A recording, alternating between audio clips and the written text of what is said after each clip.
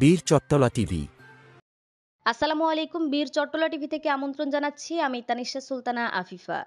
বাংলাদেশ পুলিশের সাথে বাংলাদেশ বিনিয়োগ উন্নয়ন কর্তৃপক্ষের বিডার মধ্যে এক গুরুত্বপূর্ণ সভা পুলিশ হেডকোয়ার্টার্সে অনুষ্ঠিত হয়েছে।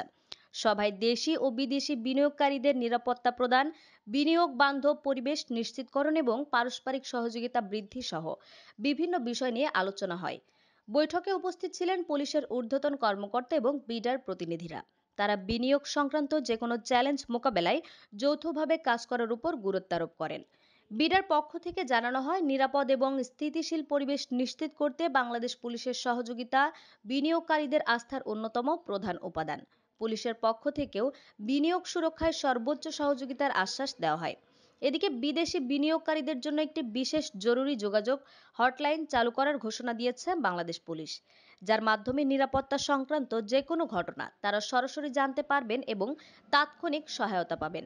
সোমবার 21 এপ্রিল পুলিশের মহাপরিদর্শক আইজিপি বাহারুল আলম এবং বাংলাদেশ বিনিয়োগ উন্নয়ন কর্তৃপক্ষের বিডা নির্বাহী চেয়ারম্যান চৌধুরী আশিক মাহমুদ বিন হারুনের যৌথ বৈঠক থেকে এই ঘোষণা দেওয়া হয়েছে।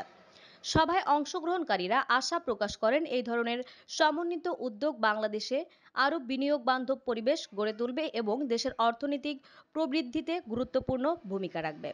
আমাদের আরও আপডেট খবর পেতে চোখ রাখুন বীর চট্টলা টিভিতে। ফেসবুকে ফলো, ইউটিউবে সাবস্ক্রাইব করুন।